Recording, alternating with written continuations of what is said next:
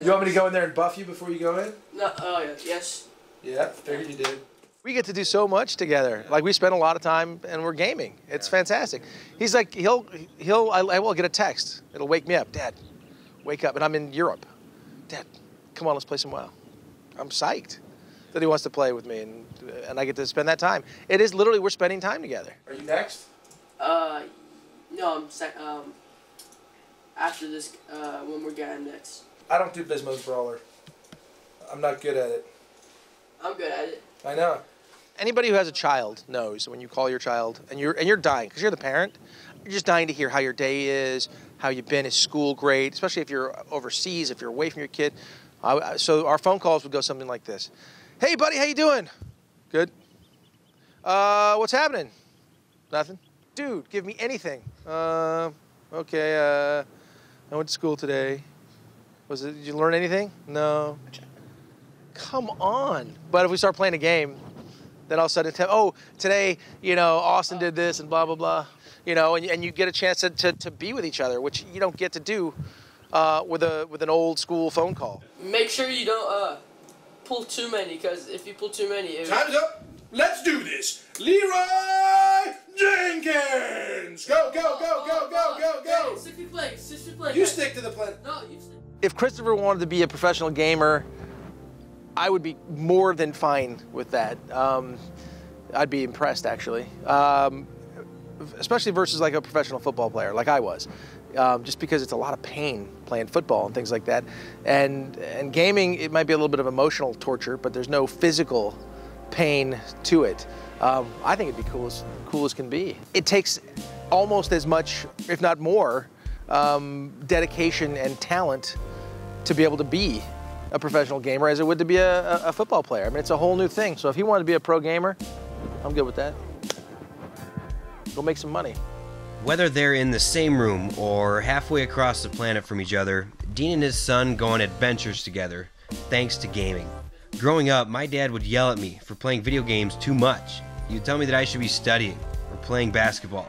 Yet, ironically, he and I were already going on epic quests together, hunting deer offline, leveling our bow skills, upgrading our gear, and assigning talent points toward tracking. But we never did this in the virtual worlds I was growing to love, the worlds Dean and Christopher enjoy together daily, the worlds that tens of millions of people are enjoying right now. Today, 59% of parents think games encourage their family to spend time together. The average game player is now 30 years old and has been playing games for 13 years. The world's most popular online game, League of Legends, has 27 million players daily. If it were a country, it would be the 45th largest in the world with that population, and that's just one game. That's why what Dean and his son do with World of Warcraft is no different than what parents and children have done forever. Well, Dad has a plan. Maybe you can get interested in football and have more fun if you learn to handle the ball. It's playing catch, playing a game, any game, together. And some kids get so good at playing catch that they compete professionally. And now, some kids are getting so good at video games that... All right, guys, so we're here at WCG. The first show match we have up for you guys is Puck versus Jason. And I understand that you've kind of been training and behind these guys a little bit. How's that going? I gave him a pretty good strategy. Yeah. I'm hoping he'll be able to put it to good use. eSports? Yeah. Take away the E. It's sports. Either it's teams or it's individuals competing to see who's the best on what they do. Here we go. It's going to be Suppy versus Baby Jinx. Of course, that's Zach. They've traveled, they've learned, they've grown. They've tried to become the best gamers they can. High-ranked League of Legends match, that is just as much a team activity as an NFL game or an MLB game. It's just a different type of athleticism. Okay, what reactions do I take under certain circumstances? So it's, I think it's just going to keep getting bigger and bigger. And he should be going up the ramp right now. Come on, Zach. Come on, you can do it, Zach. Zach. You can do it. Zach. Remember your training. Zach. Maybe you don't want to play games. Maybe you don't want to watch your friend play a game, but maybe you can watch two people play competitively. That's universal. We've been boxing forever. Is there that much difference between I'm going to go and watch, two men slog the hell out of each other in UFC, or I'm going to watch these two guys play the game against one another? Competition is always compelling. Oh, God. Oh, No! He's supposed to put it on top of the ramp. On top of the ramp. There goes. Well, he remembered parts of it. To his credit, it's almost right. He remembered a part of it. If he was coloring, he almost colored inside the lines. What I love most about esports right now is that it's such a human, it has such great stories in it. And I think it's so inspiring to see these pro gamers live their dream of being a pro gamer, make big money, win tournaments, and like the emotion afterwards. And that's what I love about esports. Wait.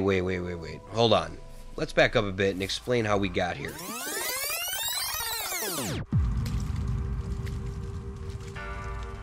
I met Jason Rubik playing online video games.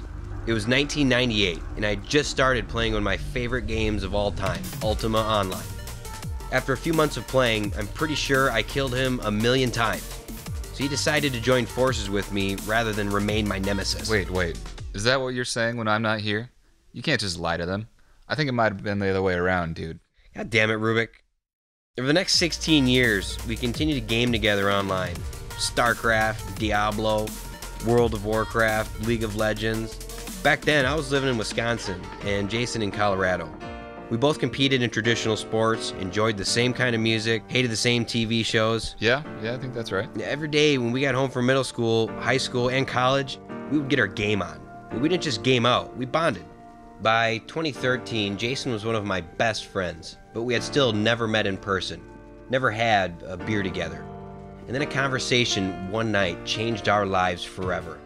Hey, not only can I kick your ass in StarCraft, I would kick your ass in real life. Your win right now, it was a fluke, like once in a lifetime. I'm telling you right now, there is no way you kick my ass in real life, dude.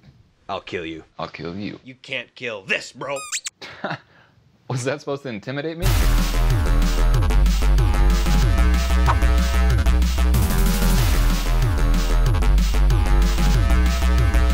Seriously, dude, like, we should meet up in real life. Like, we have to do this. How many times have we made plans and it didn't happen? Maybe it's just not meant to be. I'm dead serious. We've always talked about it. Let's do something so sweet. One or both of us loses a limb. Or like, at least, like, barfs or something. Okay, I'm totally on board with barfing. But I think we're going to have to do more than just video games for that. So let's make it more than video games, dude. Let's make this thing into, like, a journey. A journey to become the greatest gamers of all time and win a pro tournament. All right, but I think we're going to need to get out of Bronze League before we do that. So we get training. Training from the best gamers in the world. Training from champions, like in all walks of life. Yeah, we could travel the world. I feel like our ideas are mating and having like little idea babies, like little tiny little idea babies. Seriously, let's live the dream, dude. We're fucking doing this. I'm not a big fan of babies, but this baby's on board. Cold dark day in a quiet town, an old arcade slowly breaking down. A distant game, they don't play it now. Life had other plans, one routine, two Midwestern guys. Plain blue jeans, working 9 to 5, caught between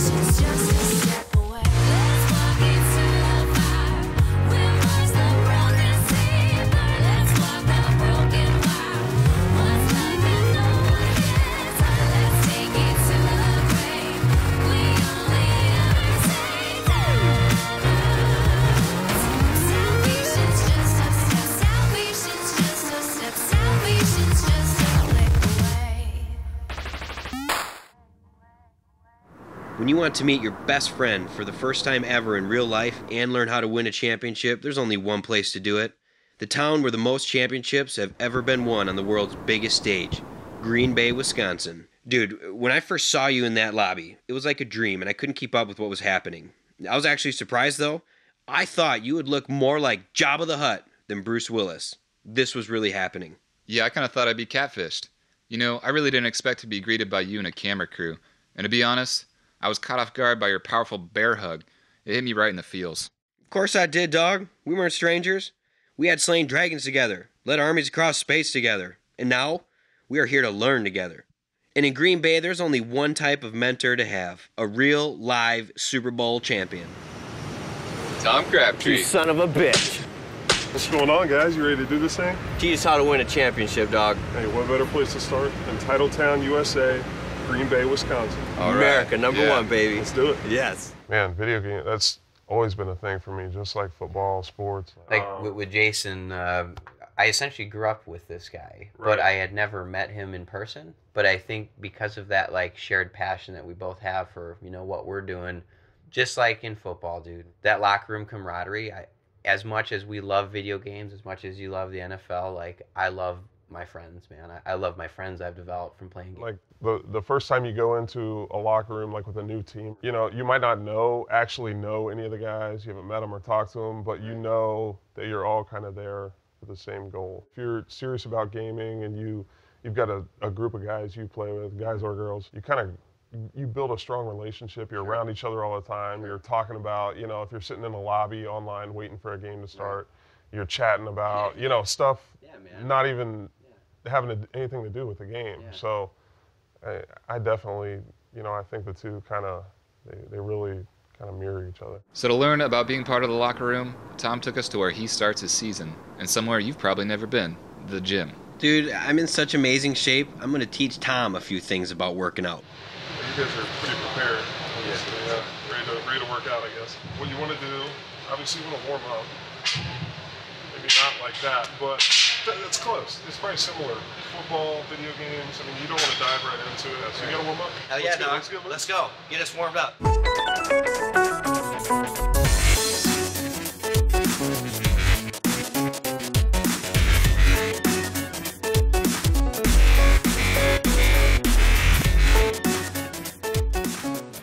So, I mean, we did our warm-up and everything, kind of get us ready to run.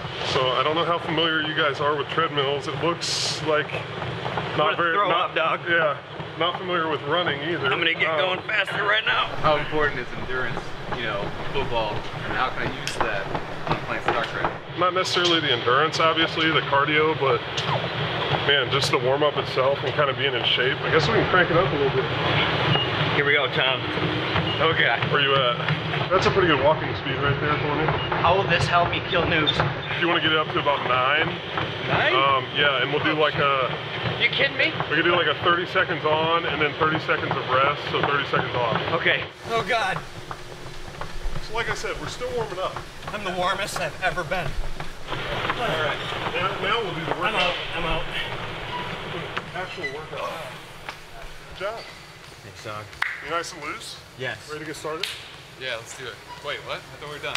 So you guys ready to get some core work in? I know you're sitting in those chairs all day playing games. You gotta make sure you keep up on that core, on those abs. Keep that beach body going. To be honest with you, dog, I've been gag reflexing for the past few minutes. I think it's time to go play some video games where I can teach you a lesson. Might even the playing field a little bit. I don't know. I still like my chances. Let's rock, dog. Let's roll. All right. Dude, I want to dive headfirst in this thing and murder your whole Facebook network. Kind of like that treadmill workout. You ready to dive into that one too? Yeah, dude. I think I pulled like well. I think I pulled like 8 muscles. You guys know how to hold those? I'm covering you in barbecue sauce with my mind right now, and then I'm gonna grill you. Oh, yes. You killed him? Headshot. You guys hiding? See, that's what's going on. Pretty standard noob behavior. I want to make a sandwich out of your soul right now. Have you fired your gun yet? Have you? Or no? Second. There I did. There you go. Good job. I will never die. Oh God. Oh my gosh. What happened? Who killed me? I'm the greatest Black Ops 2 player that has ever lived right now. You're a pretty good first-time Black Ops 2 player. I want to show you something. What you got? It's my big dong. I don't want to see that. There we go. God damn it! Is that you? Yeah. I came in. I was coming in hot. We learned to prepare. And we learned how to do a little Super Bowl trash talk. So Tom invited the whole town to see if we could do it in front of a crowd.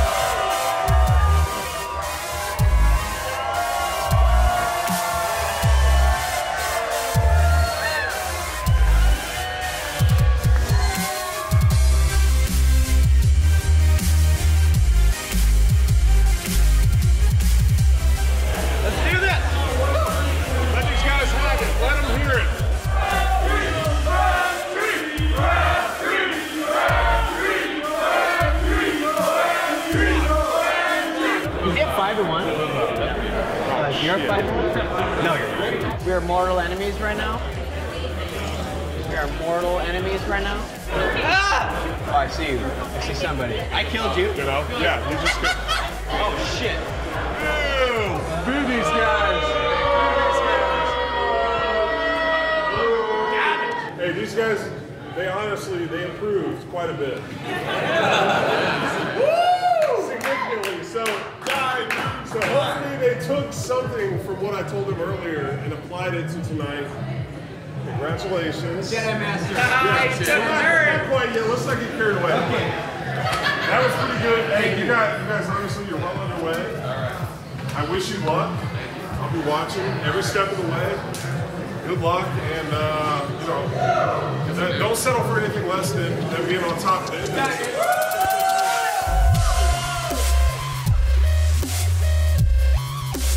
We didn't shower with him, but we were officially part of Tom's locker room buddies. You can only play for so long before you kind of have to move on. The thing you can take away from it, though, is those relationships, those friendships. That stuff's not going to go away. Right. You know, I'm gonna have guys that I'm friends with years after I'm done playing football. You know, some people might say the days we spent playing games together were days that we wasted. But it's like Tom said, man, we didn't waste anything. Right, because Tom has gaming homies too. And he sent us out to Los Angeles to meet the baddest of them all, M. Shadows from Avenged Sevenfold. He taught us how to bring a competitive edge to everything we do. Avenged Sevenfold is one of the biggest rock bands in the world. Their newest album went to Billboard #1 in 6 countries, including the US and the UK. So like obviously you grew up a gamer, I'm assuming, right? Yes. You always been a gamer? I've always been a gamer. It started with my first Nintendo. Yes, Nintendo, dude. I begged my grandma to get me one for Christmas. Oh, yeah. She always had the best gifts. And then I had Mario and Duck Hunt. So it's cool. Not only does an international rock star play video games, but he plays them at professional tournaments. I mean, I have a clan of, there's probably homies. 30 of us. Like, there's people in our clan that are social gamers. Like, they're more funny than they are good. You know, like just fun to talk to. Yeah. You gotta get some trash. All I do is trash talk. That's why no one knows my gamer tag. If they knew, they were like, sometimes I'll see someone with like A7X in their gamer tag, and we'll just be like, dude, that band sucks. And they're like, no, man. Like, they don't even know they're talking to us. You know, they don't even know like that I'm the singer talking to them. But then there's like a group of us that are always in league play, always playing competitively. That's something that I'm very competitive. When I, whether it's basketball or golf or even as a musician, like I want to go on stage and smash every other band. Right. It's not like, hey, let's go out there and like see how it goes. You know, it's like, no, we want to put on the best show. We want to kill everybody. Right. So when you talk about gaming, I mean, to me, we want to be the best. Like I grew up playing sports.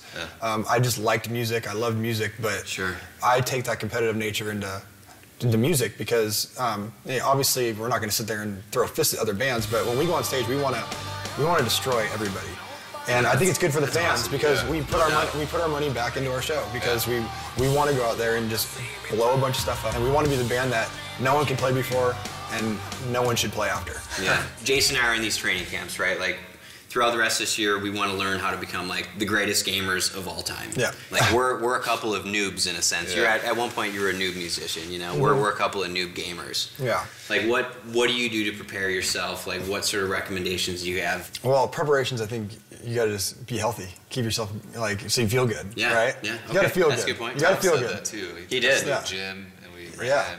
Yeah. Staying in shape. You gotta eat healthy. You don't want to feel like shit. If you want to play and get drunk, and that's fun. But leading up to that, you don't want to feel like shit when you're playing, right? So you want to feel good. I And then for me, the difference between music and being an athlete is music's based on opinion, right? Anyone can have an opinion. Like, I think that sucks, or I don't like that band because I don't like their fans, or I like this because of this. When you play a competitive sport, there's winners and losers. It's like either you won or you lost. So to me, I wouldn't even care if people are on my side. I would actually like to be the guy that everyone's rooting against, and then just kind of silence the crowd once you win. How will we know when we've made it, man? Like, how will we know when we're pros? I think I don't know that. I think you got to put the work in first. You can't just say you're a pro. You can't just say you're a pro. It's a lot of work. You're looking at someone across the table, and how am I going to be smarter than you? It's not about your aim. It's about how do I know how to go to the right spot at the right time and do the right thing. I think it's just like anything. It's like a sport. Naturally, you got to put the work in, dude. You got to put the work in. Shadows and Crabtree are Call of Duty guys, but you and I are Starcraft guys. If we're going to be the best, we should be the best at one of the toughest games out there, Starcraft 2. Hell yeah, dude. I wanted Shadows to see pro gaming through the game we love. So we sat down alongside him to be taught by one of the best StarCraft 2 players in the entire world, Conan Suppy Lou. He explained the game from the ground up. You gotta pick a race, so tell them about the 3 races. So the 3 races, we have Zerg, it's like the bug race. Then we have the Terrans, which are human races, the human race, and Protoss, which is what it's selected at right now, is like, they're like the highly intelligent, they're like psionic. So which one do you want to pick? Well, which one's OP? OP? Basically what you do in this game is you gather resources and you use these resources to build an army and use that to defeat your opponent. So these are your workers. Okay. And right now they're gathering these blue things, which are crystals. They're called minerals. Okay. And basically that's your money. So basically it's a delicate balance of like economy and army. And this is like way over my head. So both of us are building up an army to fight each other. Okay. Do we meet in the middle somewhere or something? I'm trying to take you over, or do I come to you? Yeah, well, like it's strategy. So like you kind of just decide. Do you want to be the defensive person and get a strong economy, or do you want to be aggressive and attack them? Gotcha. So when you guys are competing, you guys are going as fast as you can, right? Yeah. Build. Okay. Yeah. Gotcha. And then at some point you say, okay, I'm ready to go take this guy over. No, I got this. And you can make a zealot. I guess in Call of Duty, he's a guy with a knife, and he's just like knifing everybody, right? Gotcha. So there you go. So it's always the same every time. So you know exactly what you're doing. You're going just through it. Building. Yeah, there's like the most optimal way to do everything. So right now you could attack me right now, actually. If you everybody. Oh no. Yeah. What do you guys think? I think you should attack. Okay. Dude, that's so cool. This game looks good. When the battle is going on, what are you doing though? Are you just watching these guys fight each other, or are you actually? You try to control them so they do as much damage as possible. So right now you're fighting my workers. These are my workers. I'm the bug I don't want race. you to mind. Yeah.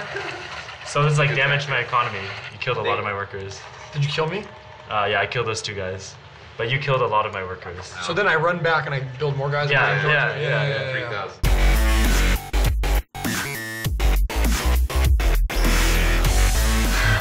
You're cheating. Me? Oh, I was cheating. Sorry, I know it's coming. Okay, like screen watching? Yeah. Why are my guys, did we ever figure out why my guys are just standing here? Yeah, you can use them to attack. I'm gonna get fucked up, huh? You got a lot of stuff going on over there? So I'm trying to make a bunch of units, as many units as I can right now. Dude, this guy's quick. Now, these guys are really good against my Zerglings. So you're kind of killing them all now, right? Yeah. Have you noticed you've killed all my workers? Yeah. So basically, you've like crippled my economy. Gotcha, so then you can't make any more people. Yeah, like I'm not getting any income, Yeah. whereas you have like 6,000 minerals. Am I beating you right now? Yeah. See, and that's how you win your first Starcraft match. All right, that's it, did I win? You have to kill all my buildings, but usually at this point people will be like, oh, I already lost, and they'll just... This is where everyone's cheering? Yeah, they'll be like, GG. So that's where you see the term GG. Yeah. And then, and then they'll leave. And you say GG, it's like kind of like a handshake kind of thing. Gotcha. Yeah. GG. Better luck. So you win. All right. Thanks. To go back to your question, I think you'll know you're a gaming pro when you have gaming groupies. I would just say good luck and just work hard at it if you really want to nail it. Because there's some. I mean, if you're going to enter a tournament, that's the best of the best. We won't let you down, dog. Don't let me down. You better. Man, I am so pumped. Having Crabtree and Shadows show us what champions look like and how they got to the top of their crafts makes me want to climb 1,000 mountains. Yeah, but we're not here to be football or music champions, dude. We're here to be gaming champions. But what we're seeing, man, is that gamers aren't just basement trolls with nothing better to do. Tom and Matt are gaming samurais at the top of their professions. And pro gamers, they're not any different. There's more to Suppy than just StarCraft. Right now I'm pre-med. Okay. And I'm studying biology. As well as being one of the best pro gamers in the entire world. How much time a day are you dedicating right now to gaming?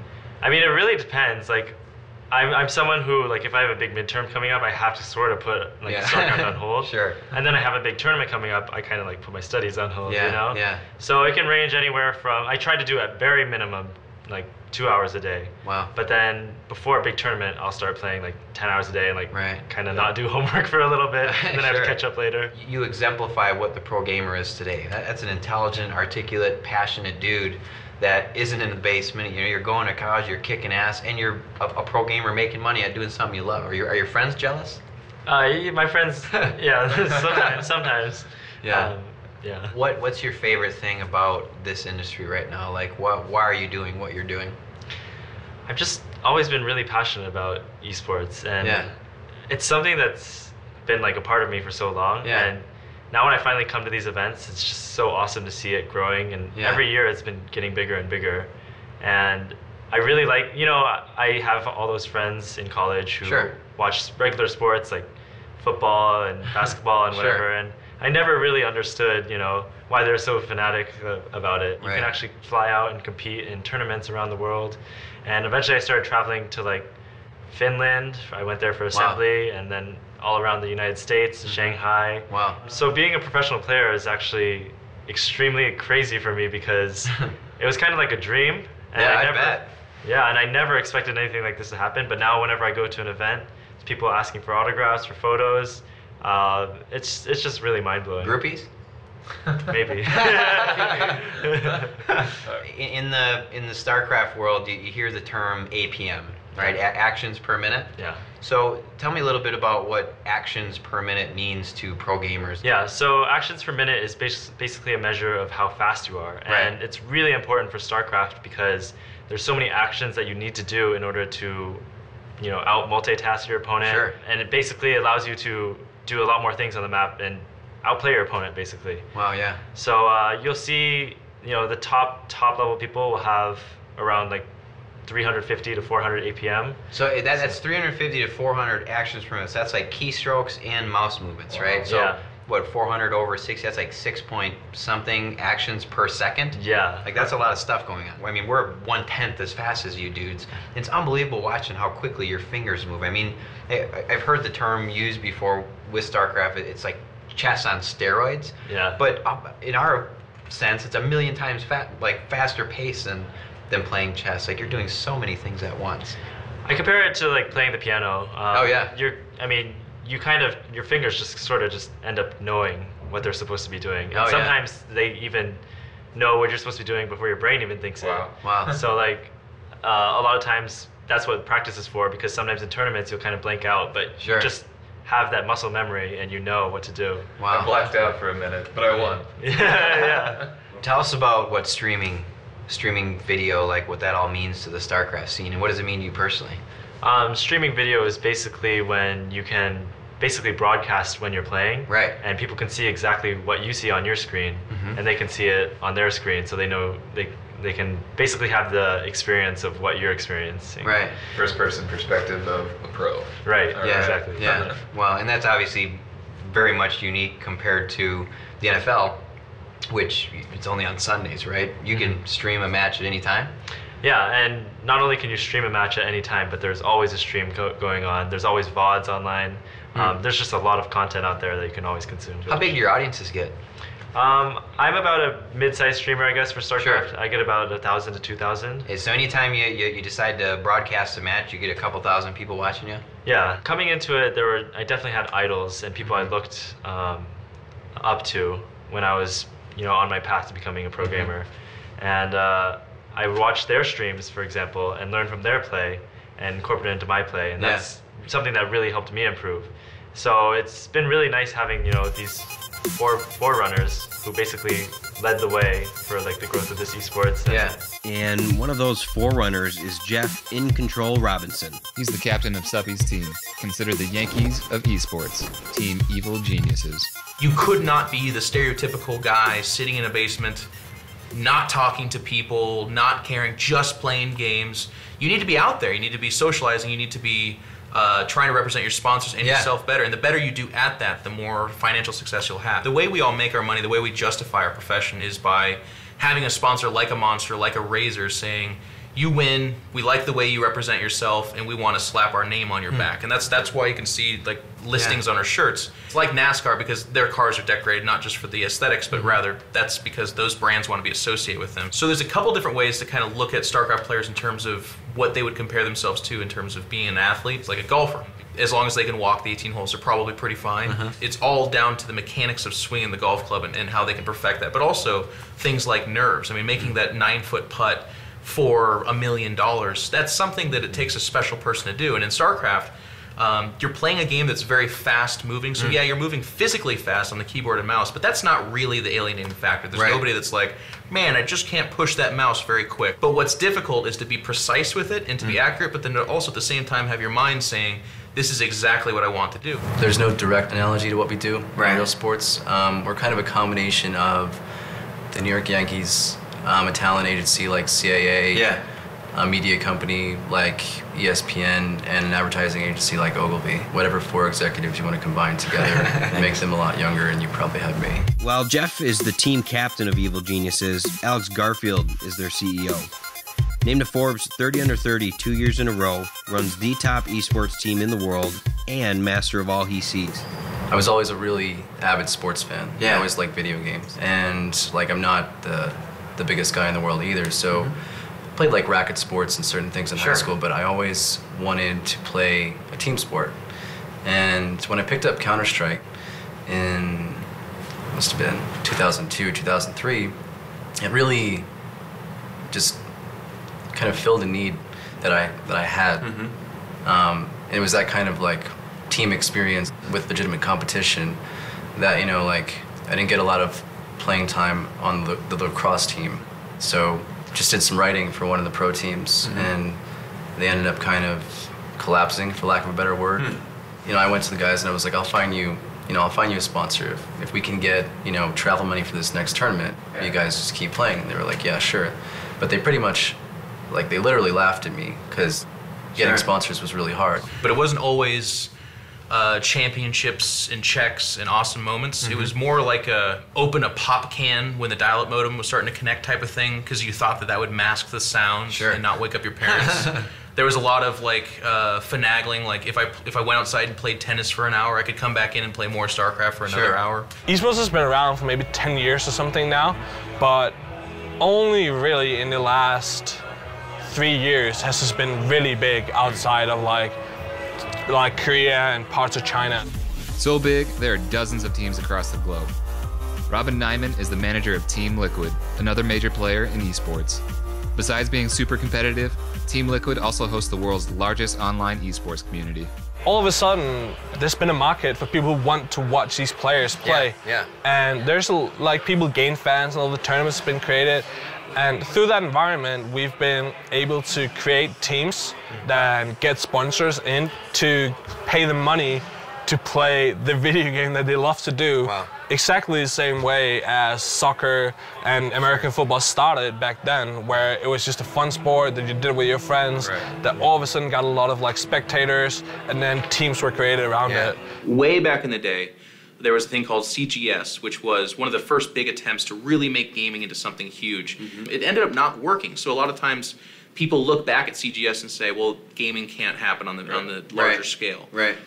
Between then and really 2010, I feel like there was kind of a treading of water. People were playing games that were getting paid. But in 2010, StarCraft 2 came out, and it was one of the first really big professional games that people could look at and say, there's a really high skill ceiling there. There's people that are very passionate about it. But it also culminated with an event that happened as well, which is Justin TV came out, which is now Twitch TV. And they really led the drive on streaming. So when you're at home and you're able to watch, like, I want to watch StarCraft right now. Turn on Twitch, you're watching StarCraft right now. That blew up the fan base to, you know, it used to be like 3,000 people would watch a finals. Now, if it's not 100,000 people, we're a little bit miffed because we're like, what did we do wrong? So a much larger fan base, a much larger interest, and when that happened, I think pro gaming became something that people could look at. Team Liquid is probably a little bit different than most other teams.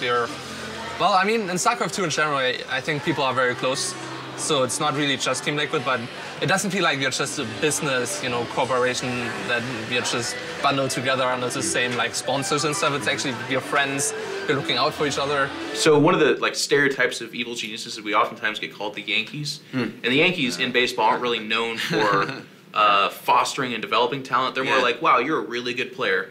Boom, you're on our team now, and that's kind of what we were known for. So. We didn't necessarily do a whole lot of scouting. We more recognized the best players in the world, and we wanted them under our flag, so we did that.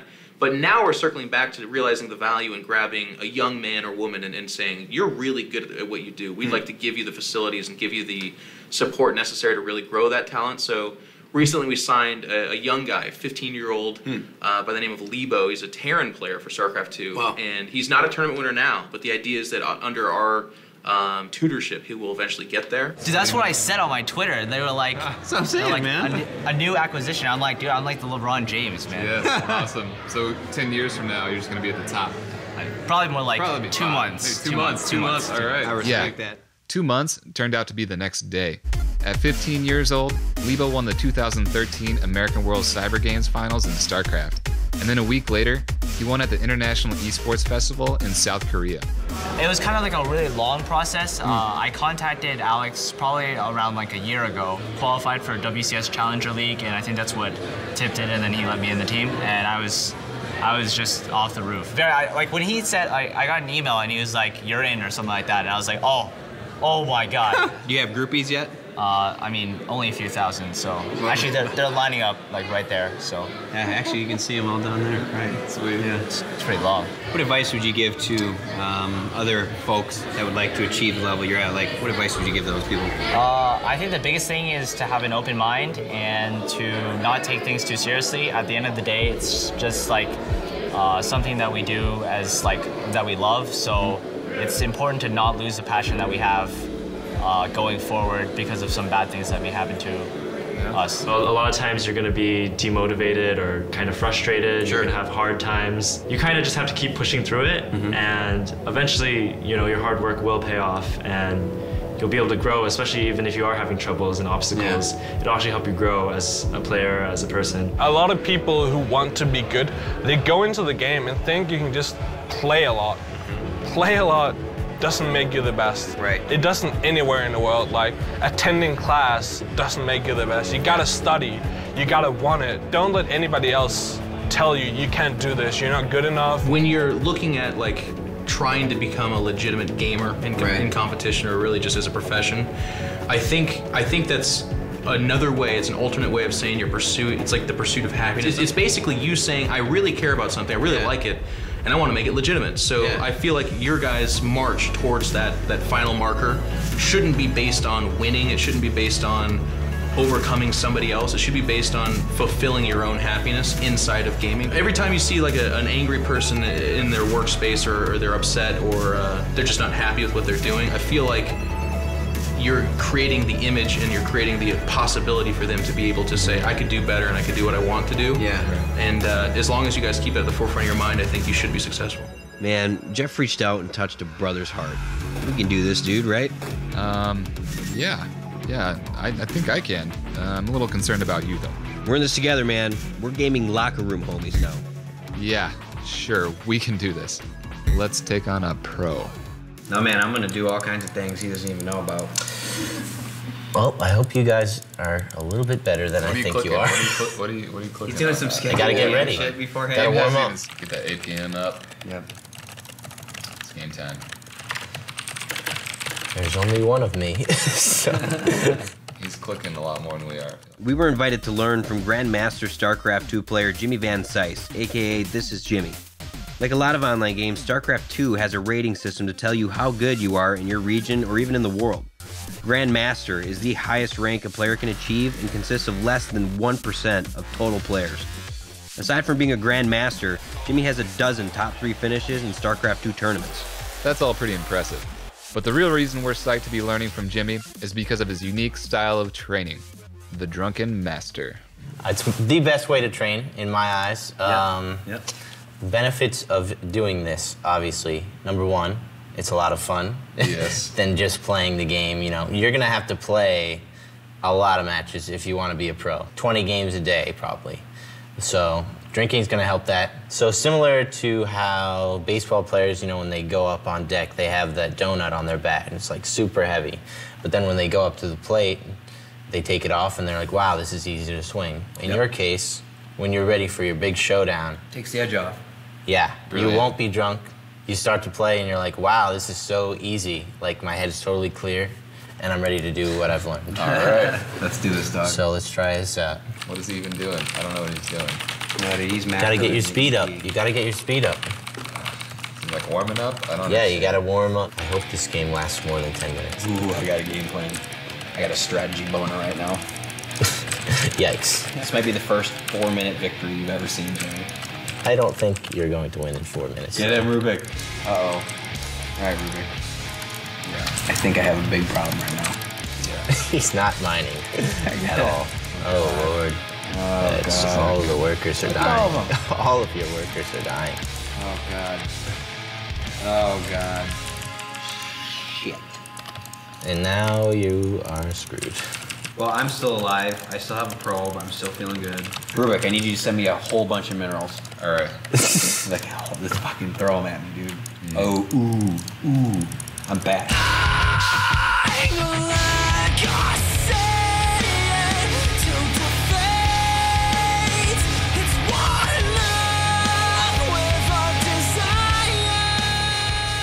The funny part is once you rebuild, I'm going to be ready to kill you again. No.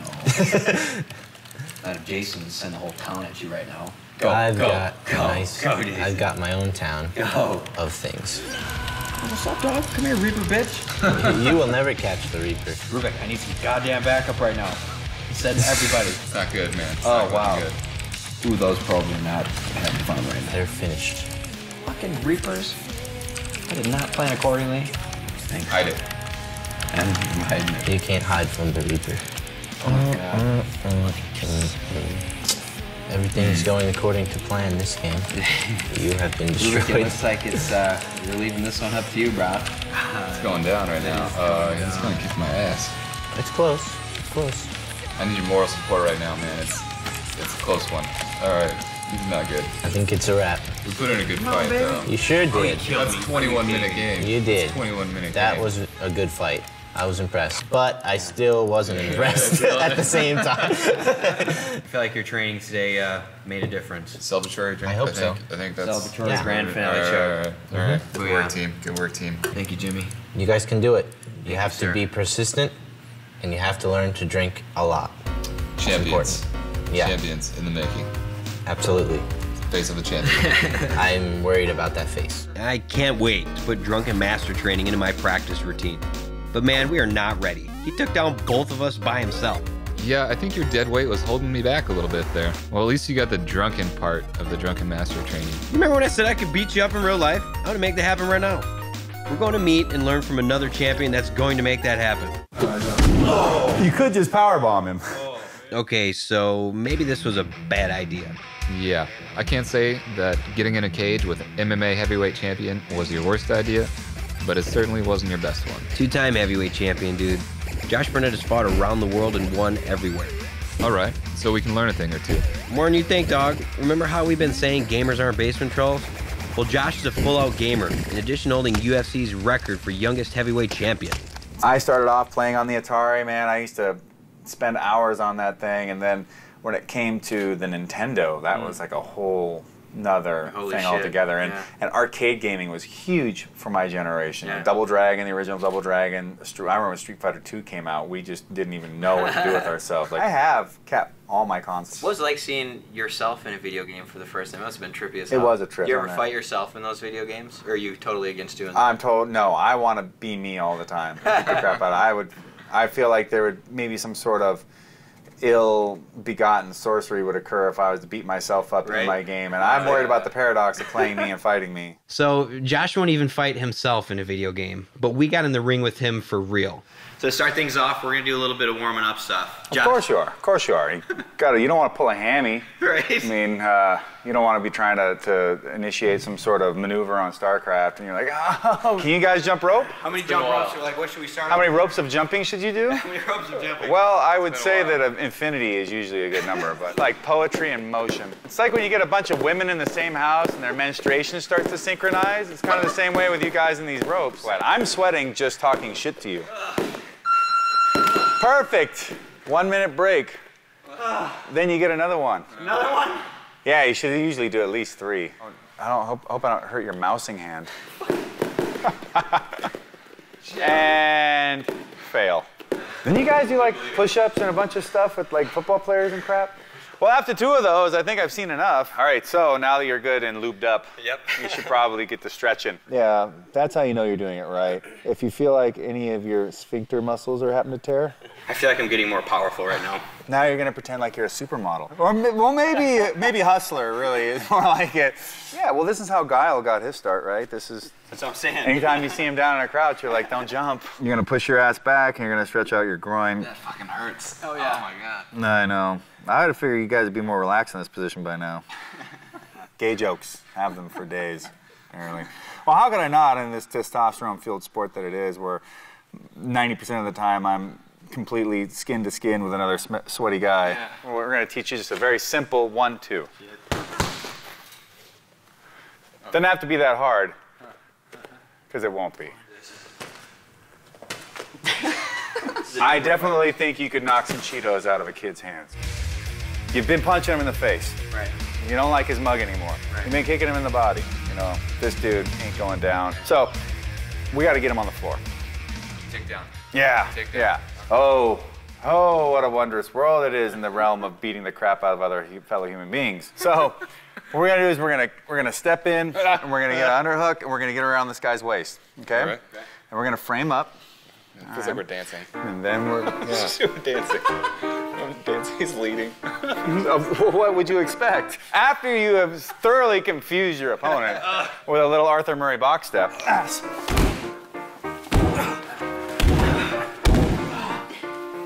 Wow, so pretty.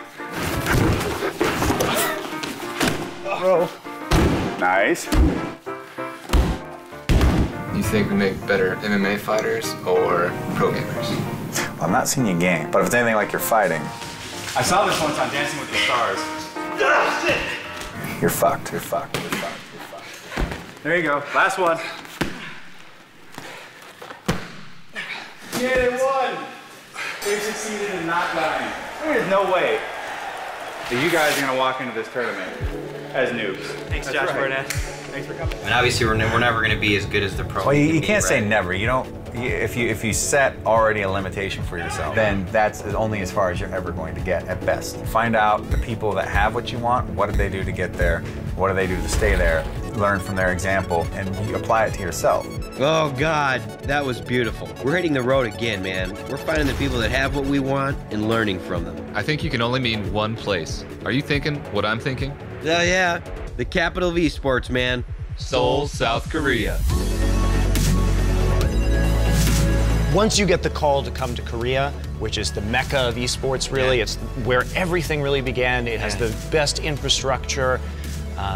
You go. South Korea is only 1/6 the population of the United States, but more people show up to watch esports tournaments than the Super Bowl. On top of that, almost half of all copies of Starcraft 2 sold worldwide were sold in South Korea. And this is the important part. Are you listening, dude? What are you, man? Wikipedia? God damn it, Rubik. Okay, I'm just gonna say it. Hundreds of Koreans are licensed pro gamers, making 6-figure salaries on top of tournament winnings. These are the people that have what we want. Yes. Korea also has television channels and studios that are dedicated to nothing but esports. And that's where we found some of the world's best esports athletes. Yes.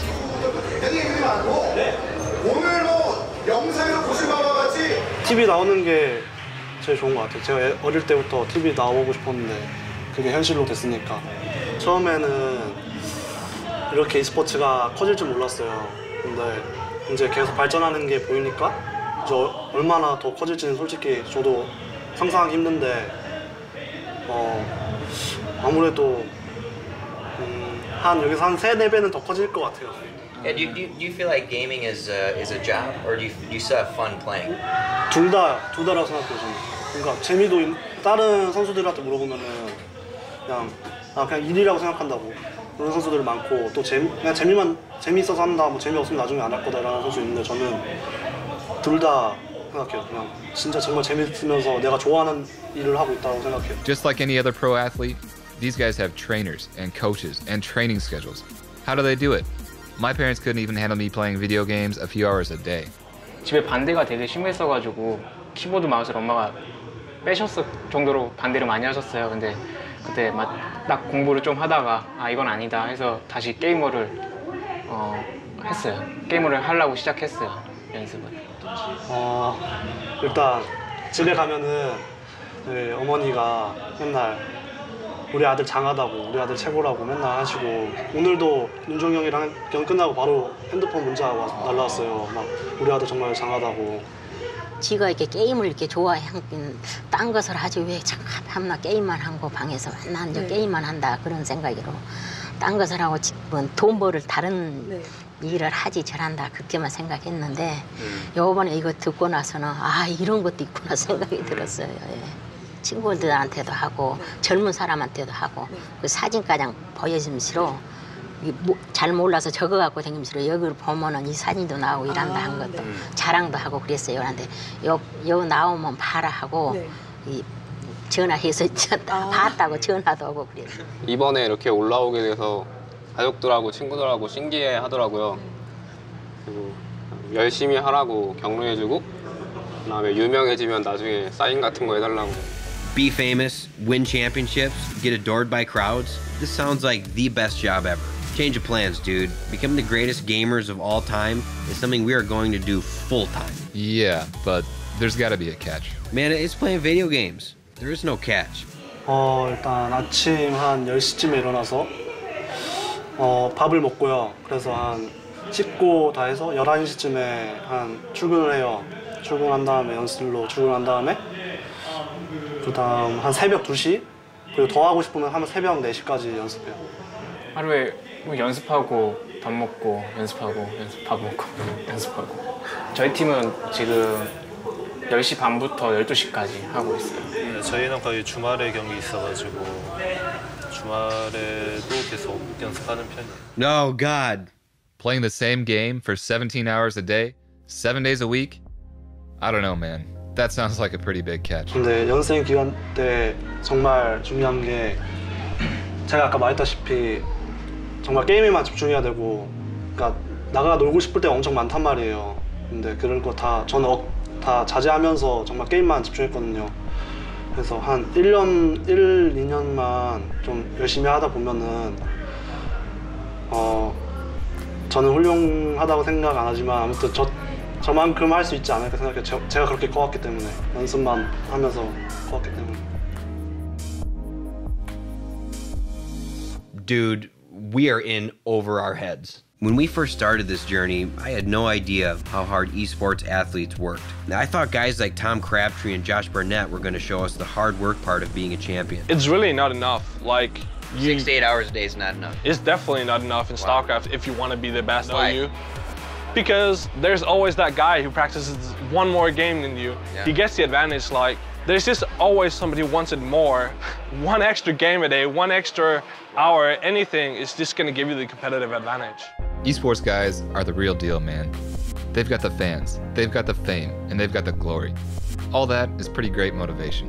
But I think we keep forgetting about one big thing that keeps these guys on their crazy schedules. 최근에 한 시즌 파이널에서 받은 상금이 지금까지 한 상금 중에는 제일 큰 편이에요. 잘은 기억을 못 하겠어요, 그냥.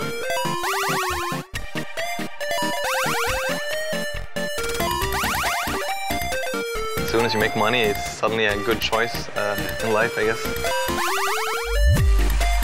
And now, since a couple of years back, it's really good money as well if you do well.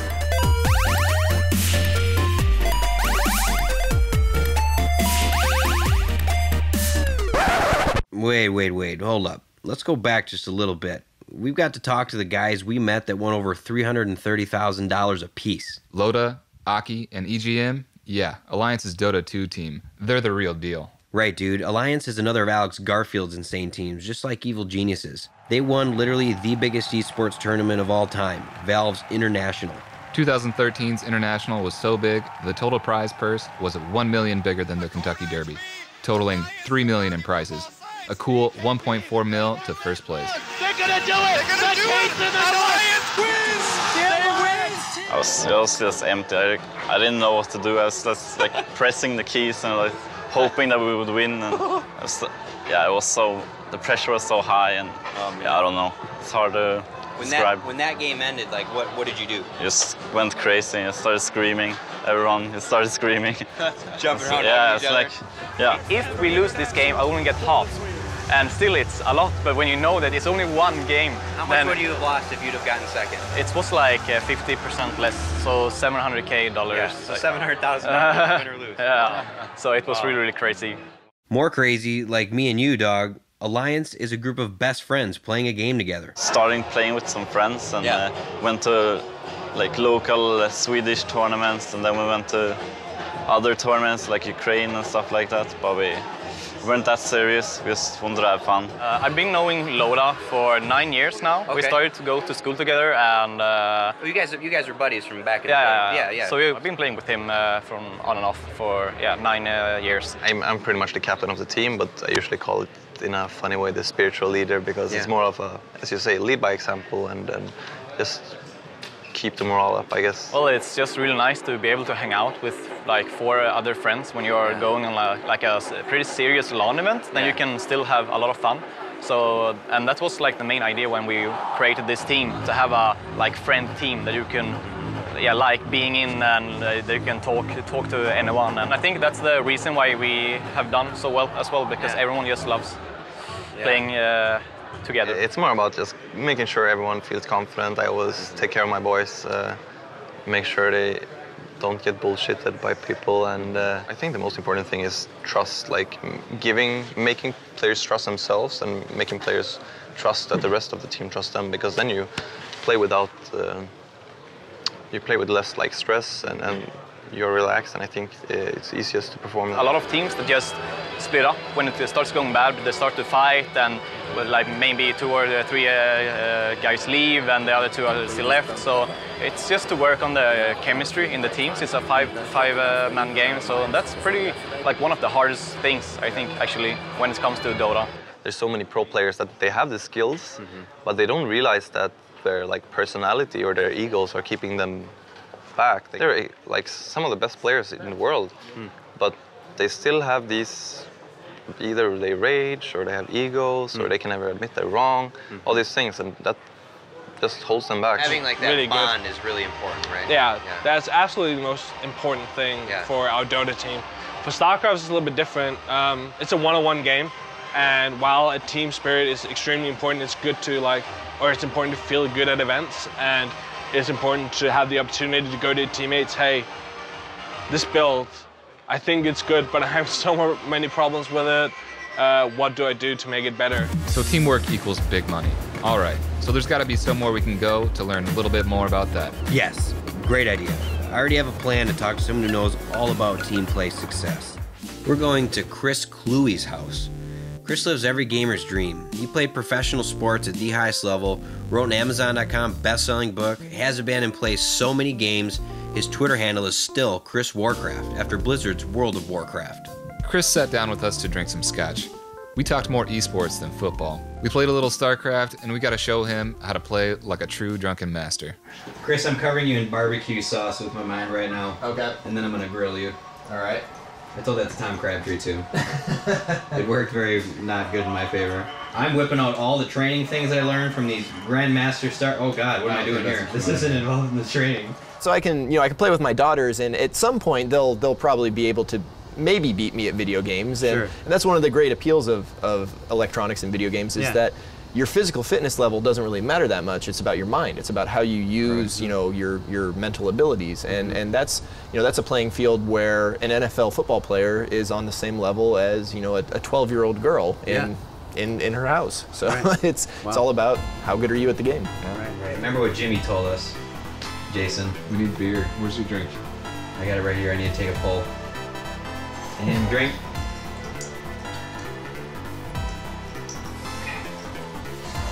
Your probe still running around on my base. Yes, it is. Oh god, this is bad. Jeff Robinson or Anna Prosser, if you're watching right now, I apologize for my gameplay. Conan, suppy dude, I'm sorry. This is what I'm talking about. The hell is that? It's coming right Mothership core? It is coming right for you right now. What do you think?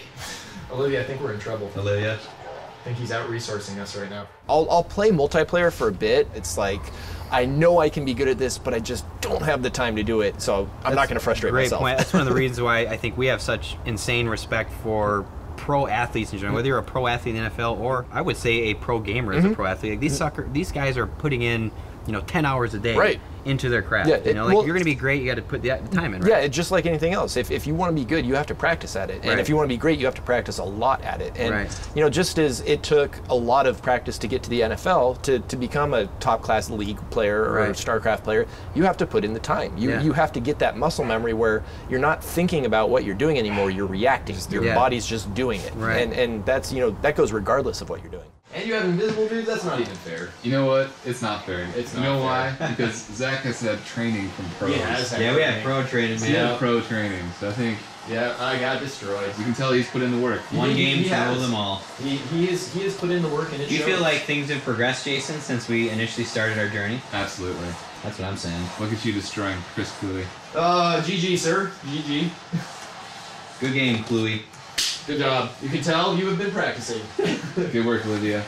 Yeah, Olivia, we lost. It's a bummer. Gamers aren't just men, and they're not just white, and they're not just, 18-year-olds living with their parents. It's, everyone is gamers. There's female gamers, there's black gamers, there's brown gamers, there's old gamers, there's young gamers. It's really, we need to move past this stereotype. Just like people think football players are knuckle-dragging troglodytes, people tend to think gamers are, basement-dwelling trolls. Yes. And that's not the case anymore. Granted, there's still some gamers that are basement-dwelling trolls, but as a whole, we're moving past that, and we need to realize that we need to show that as gamers, that we are more diverse than that.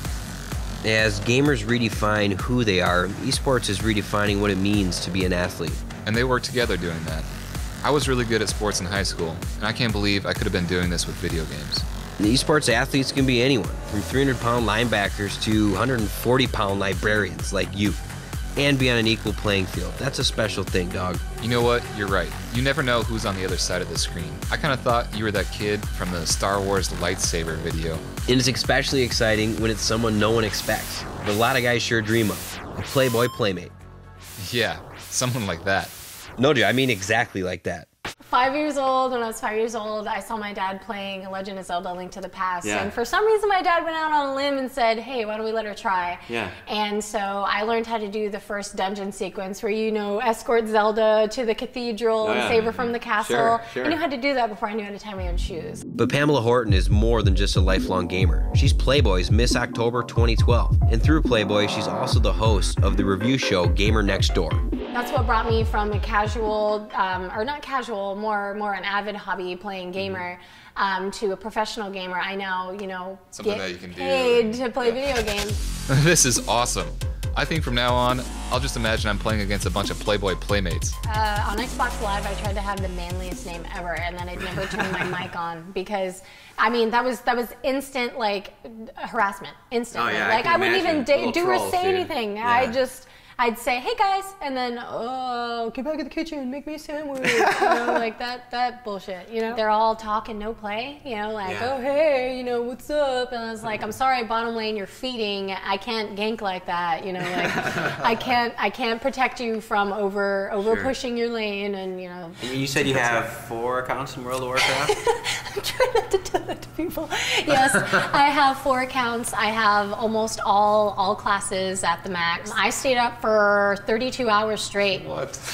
But worth it because almost every time a new expansion's come out for World of Warcraft, I've gotten Realm First Herbalist.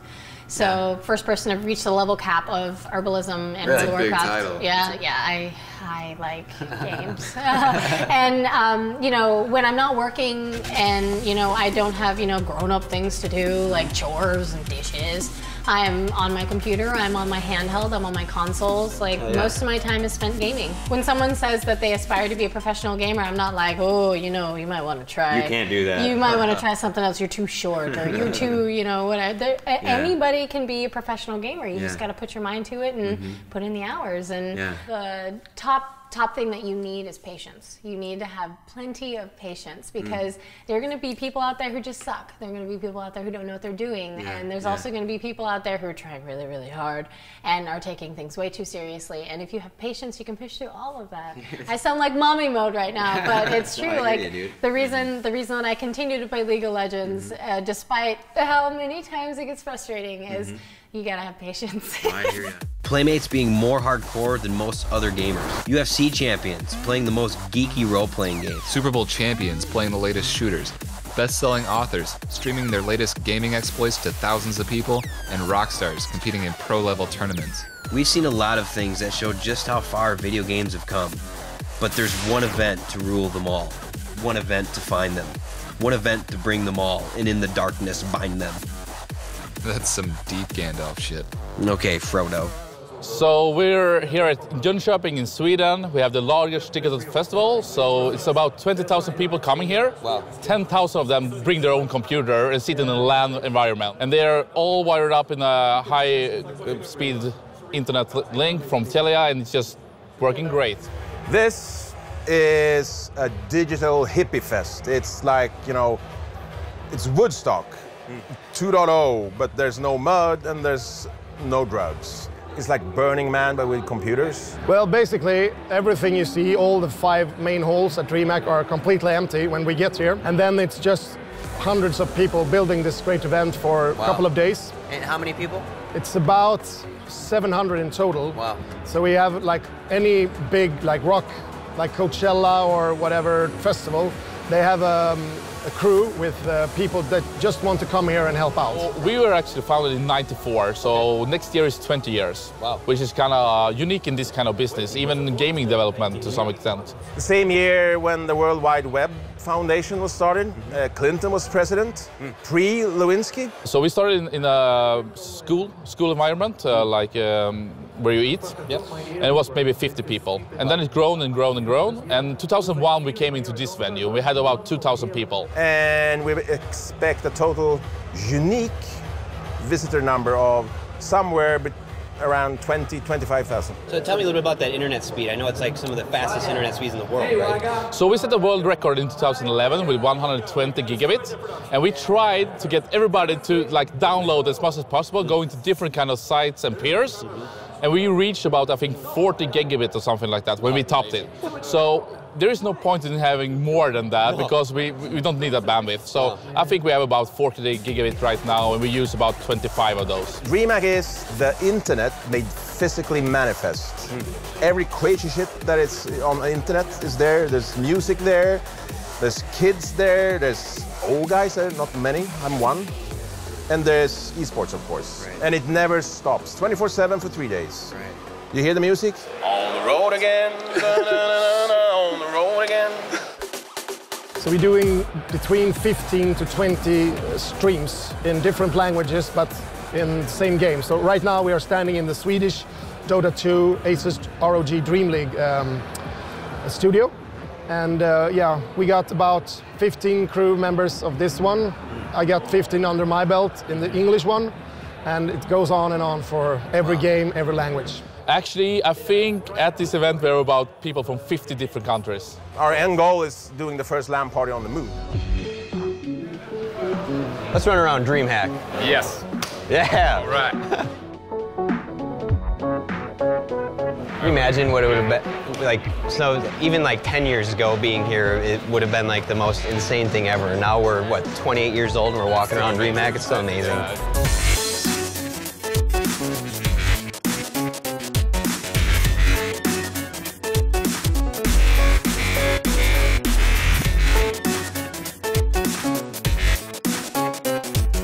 It's crazy to think that there are over the weekend there's 25,000 people playing video games here.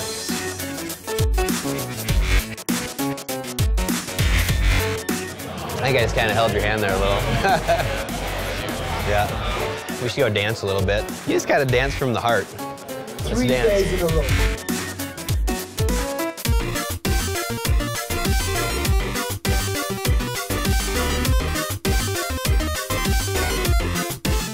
Is this what you expected? No. Me neither. It's way bigger. Way crazier. Anyone in group? 1402? Like, I knew that Dreamhack was going to be crazy. I knew that there was going to be a lot of people here, and it was going to be big, and it was going to be badass, but I think it's badass-eriness. Yeah. Is that a word? Yes. It's more badass than I imagined. Unbelievable. Showing the world how to do it. I want to see more lasers. I think there'll be more lasers. Yes. Walking around Dreamhack and in our journey overall, we learned that while the players are the focus of esports, like any sport, so many people have made this subculture go mainstream. And just like any football broadcast, there are production specialists, CEOs, and people that we don't even know about who bring this game literally to the fans. And that's just the people behind the scenes. There's 3 elements in competitive gaming. There's the players, there's the production, and there's the casters. And a lot of people think, like, you know, you could just commentate a game. If you know the game, you can commentate it. There's a difference between just being a guy who can talk about a video game and being a caster. Being a guy who can entertain. Right. And I think that's more important than anything else. Being able to entertain, just make people laugh, keep them engaged. And most importantly, you yourself have fun. That's super important. So when people ask me, you know, like when I say, oh, I cast or I shoutcast for competitive gaming, I say, well, what does that mean? The easiest way and the most relatable way I've found to explain it to them is I'm like a John Madden of video games. He sits at a desk, talks about video games, what's going on, throws a little humor in there, is a little off the wall. I think most people think about how it's done on traditional sports broadcasts in America. Right. But actually, esports casting is quite different. And the reason why the term shoutcasting actually came from a Winamp plugin called Shoutcast. So it was an audio-only stream. Okay. So when I started casting, we didn't have streaming technology. We didn't have any way to get the games of Warcraft 3 that I was casting to people in real time because of the speed of the internet and the technology available back in like 2004, 2005.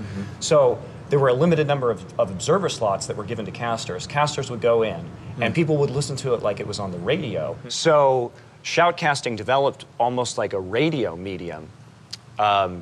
And that is actually why if you listen to esports broadcasts compared to traditional sports broadcasts, you're actually getting much more of a traditional sports radio broadcast feel with a lot more talking, a lot more narration of what's happening on screen.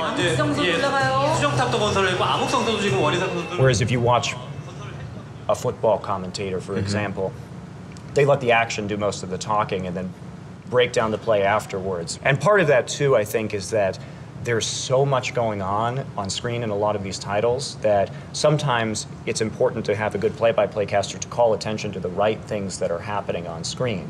You know, in football, you always can watch the ball, right? So it's pretty obvious where the center of the action is. So that's what the play-by-play guy there is to say is, this is the focal point of the action, because in traditional sports that are played with balls, the focal point is quite clear, whereas in esports, it may not be clear to the average viewer. So that's, I think, why that kind of commentary is developed. The game is so hard, and especially since I grew up always more of a spectator than a player myself, so I have just as much fun just watching the game than playing it, and especially since I know this game is so hard, it's incredibly complex, there's so many layers to it. For me, it's just as enjoyable just to watch, and for me, it's just a big passion of mine, I guess I would say. I never anticipated that it would grow to be as big as it has in terms of how big I love it. But it's definitely grown to be something I very much care about. I guess you could compare it to, you know, people say, oh, golf is a lifelong sport. I think the next lifelong sport is probably esports and competitive games. It's a culture. It's a diverse culture that merges people together more so than anything else, more so than sports, more so than, I mean, just any activity you could possibly think of. It's becoming not to the point where people, like anybody can turn this into a job, but it's becoming a more feasible, I guess, thing for like the top players. As before, like, hey, I'm like the best in the world in Call of Duty. What's there for me to take from this? Nothing. Now there's opportunities for you. Opportunities for guys like us, man. You really think we can still do this? I know we can do this. Because the fame doesn't stop for pro gamers with the broadcast. Just like there's John Madden of esports, there's Keith Olbermann's, Dan Patrick's, journalists that tell the stories after they happen rather than during. I'm I'm a little disappointed that you didn't go hard with the Star Wars quote right there. God damn it, Rubik. Finally got to go to my first event in, I think it was 2009.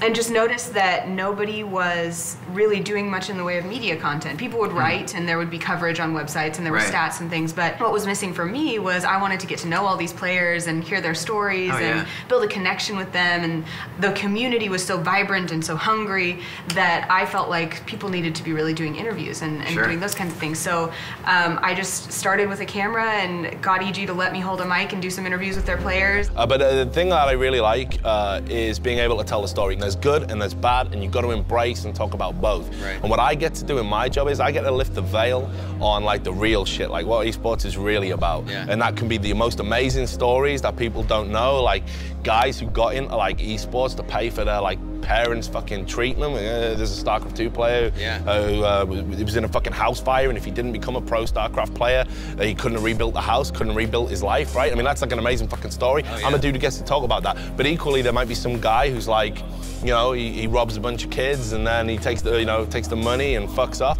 Like and I get to write about that too. And lifting the veil and showing people what esports is all about, both the good and the bad, that's super exciting to me because it's what I like to do, and that's telling stories, right?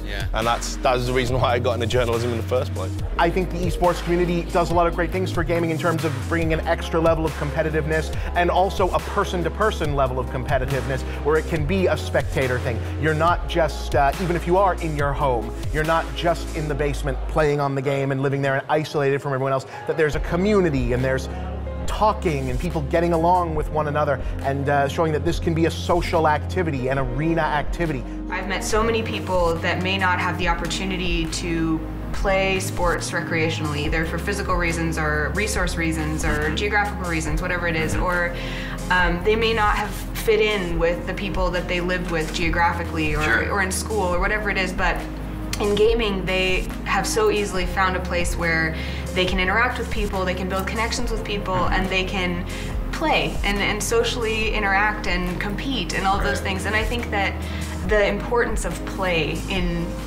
humanity and in our society is so important. It's how I've met so many people who've become, my actual, really good friends that I have because I want them instead of they lived on my street or their locker was next to mine. You can meet people that you'd never have contact with otherwise, people who are from completely different backgrounds, completely different social stratas, completely different opinions, politics, philosophies, whatever, but you both play this game and it's one more thing that can bring people together, and I think that's wonderful. It is awesome, man. It's awesome. Like, I feel totally psyched when I get to go to events like this and I get to meet kids whose living is gaming.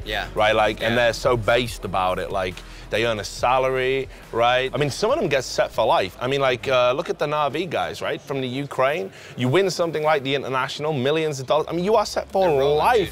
That's beyond their national salary, right? Like, those guys are living the dream, and that's such a cool story. And that's been the best thing, I think, about the growth of esports is that a lot of young guys get to pursue their passion, and it's actually legitimate to do it. I think what's almost a shame is it's took that much money to get people's attention, to see how passionate people get about it. Because any old school gamer will tell you, when we were competing for mouse mats, we still gave a shit. We still banged the table and we still swore at the other players and we called them trash and noobs and sit down, and because it meant it was winning that meant everything, right? The money, I think if you're a true esports connoisseur, the money is a fucking bonus, and that's what it's about. The prestige, it's about being the best at something you're passionate about, and that really translates. Oh my God, dude. I can't get over how amazing this all is. I'm falling in love with this scene, this culture.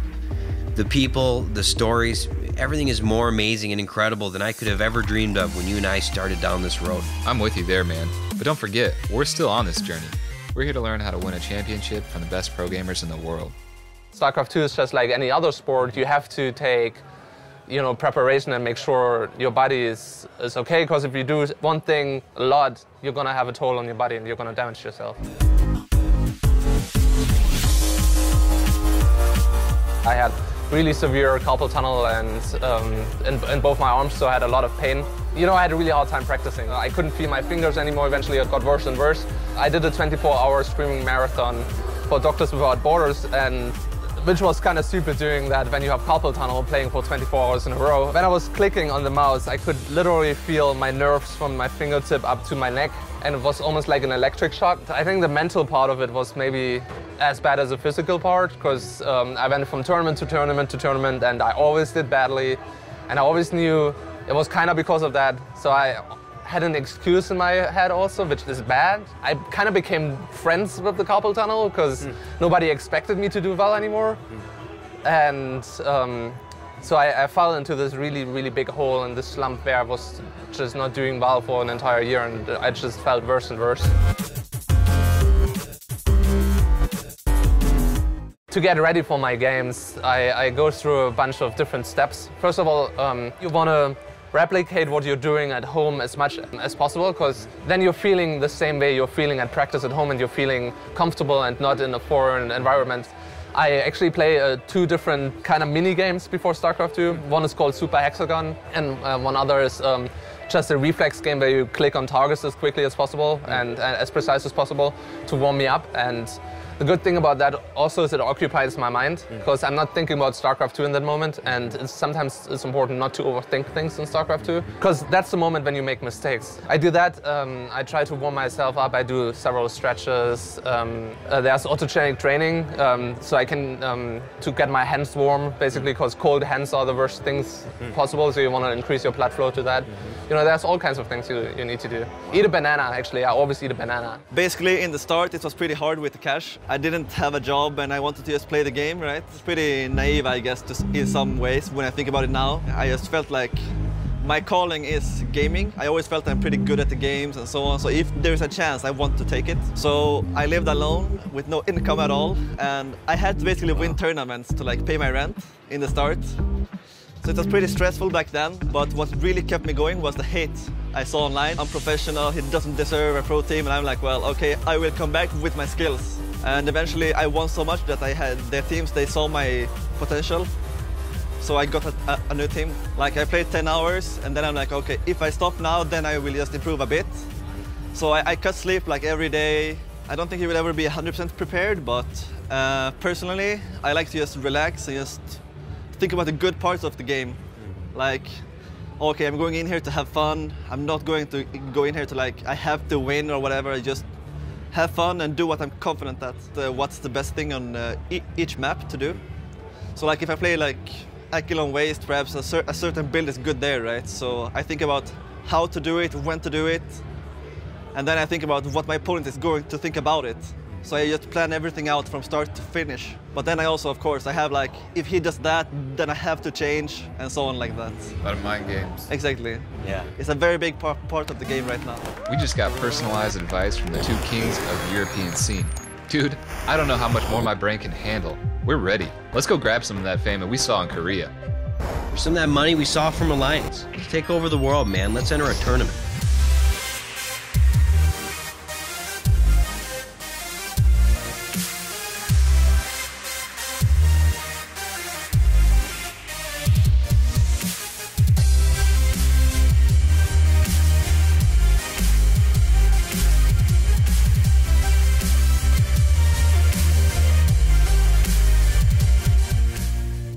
Be able to focus 100% on what you're doing in that particular moment. Take a step back and relax every now and then, because if you get too tense, if you get too worried, and remember it's just a game, because otherwise you're probably gonna have a stress aneurysm.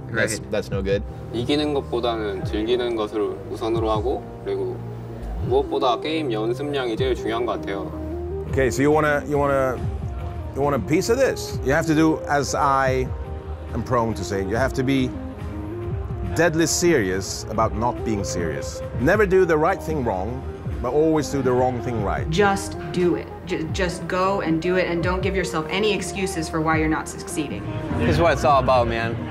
People playing video games professionally. A bunch of these dudes are gonna be going to China. It's crazy. That's where champions are made. It is where we're gonna be champions. That's what I'm talking about. First thing you want to do is you want to play the game. I mean, like, it's got to be about playing the fucking game. Right. If you don't play the game, you've got no business being in esports, right? So it's about a love of game. There's quite a bit of people here now. This stuff's packing up pretty quick. Full house. We're here for the main event tonight. It's going down.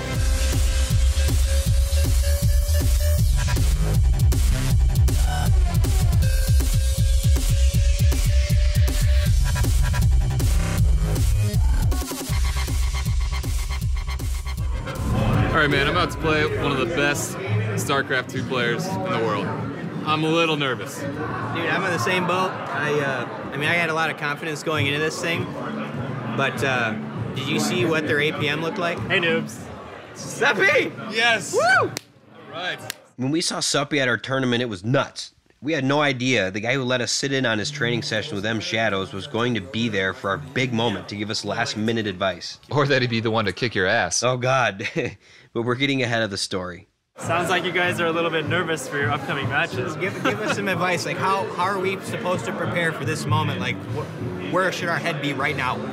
Right now, you really just have to focus. Remember all the practice that you've done beforehand, all of your training, and just remember to not freak out in the middle of the game. Just play how you've been practicing and how you've, made your habits and everything. I can do that. Yes, I can do that as well. I make sure not to eat too much, first of all. Okay. And I make sure to be really hydrated. You got to drink a lot of water. I need some water. I need to get some water probably right now. Yep. Yeah. The next thing is you want to warm up your fingers. So one good thing to do is, you'll see a lot of players doing the spamming in the early game, but also just playing some practice games with some of your partners, just to remember all the things that you do in practice, so that when you actually go to the big game, you know exactly what you're going to do. He's talking right now, and he's still at 600 APM. Oh, it's holy shit! Wow. This is just warm up. I'm like zoning out. It's so fast. I'm coming in hot, Suppy. We'll see how it goes. Yeah. Are you mentally focused to play Suppy right now? I'm so focused right now. I feel like I could barf. That doesn't sound focused. All right, guys. So we're here at WCG. The first match we have up for you guys is Puck versus Jason. And I understand that you've kind of been training and behind these guys a little bit. How's that going? Here we go. It's going to be Suppy versus Baby Jinx. Of course, that's Zach. I'm so screwed. Focus. Focus. Keep your arms and legs inside until this ride comes to a full and complete stop. Right, so this is where we came in. All our training and travel led up to this moment. This led up to Jason and I playing against a pair of pros. Oh, God. Oh. No! He's supposed to have been on top of the ramp. On top of the ramp. There goes. Well, he remembered parts of it. To his credit, it's almost right. He remembered a part of it. If he was coloring, he almost colored inside the lines. But this is not looking good now. Puck's, you can see, he's fortified the wall with a lot more base buildings. Now Zach's got to recover. Cannons? It's a start. The probe's dead. Oh, it's gone. It's gone. So he's flying on his own now. He's still got a chance, right? Yeah, and here he comes. Okay. But attack on the base here. Force field does go down. It's gonna block that. Banelings haven't exploded on anything yet. And this is not looking good. Jason does find the hidden probe that we saw earlier in the game, and he's gonna kill the pylon. So this is a small win. Yeah. It's not over yet. He's survived 11 minutes so far, almost. So that's quite a feat when you're playing against a professional Starcraft 2 player. Does Suppy even know about this base? He does not. Ooh. The difference maker right there. Hey, you never know. Not the GG, but the OMG. A lot going on, a lot for Jason to handle right now. And like you mentioned, it all came down to that one push. That Zealot caught him in the mid-map. He was able to react, Puck able to defend up his front gate, and there's the GG. Oh no. Oh no. This isn't looking good. That's all you can really say. He lasted 15 minutes. Yeah. Let's give another OMG. There's the GG coming down from Zach. Suppy GGing in return. You start comparing like your rank, you want to improve because that's how you get better. And then when you want to improve, the world, it just opens up. Like esports just opens up from beyond that point. And once being good matters to you, it opens up. You get in a website, you get in the communities, you get in the clans, right? Yeah. And then you're like, well, fuck, I want to meet the dudes in my clan. So then you got to go to a LAN, right? Clan to LAN, right? Like, this is how it works. So, and then you got to meet people, and then before you know it, you're at something this big. So we kind of lost? Kinda? Well, yeah, you got destroyed, but I think I did all right. No, you got destroyed too, dude. It turns out it takes longer than a year to become pro gamers. When we started this journey, I had no idea how hard pro gamers work to achieve greatness. What I did know is that I wanted to finally meet one of my best friends, one of my gaming best friends in person, in real life. And what we saw together, it changed our lives. We saw that gamers from hobbyists to the pros aren't stereotypical basement trolls anymore. Gamers are rock stars, Super Bowl winners, MMA champions, playmates, dads, brothers, sisters, like us, dude. Gamers are best friends. Yeah, we got demolished, so what? But the people we met and the stories we uncovered changed everything I thought I knew about esports, what we thought we knew about esports, and we barely scratched the surface. Well, our journey ended. The story of this scene, the people involved, and the lives it touched, it's just getting started. You know, I want to see more fucking, you know, girl gamers, right? I want to see more fucking gay gamers coming out of the closet. I want to see more black gamers, you know? Sure. Like, there just is, it's not a truly representative demographic of society yet, but we are getting there, and I think that's going to be the next phase. Like, as it gets more readily accepted, and we drive out that almost like negative hardcore element, we're going to get this beautiful sort of, it's going to transcend all the barriers and bullshit in society, and gaming's going to become the super cool thing to do, I think. I know you're watching this. I can feel you. I know that you're excited. You're excited because you were once like us, wanting your own video game journey. We didn't come here to tell you how this is going to end. We came here to tell you how it's going to begin. We're going to hang up this phone. Where you go from there is a choice we leave to you. Join us.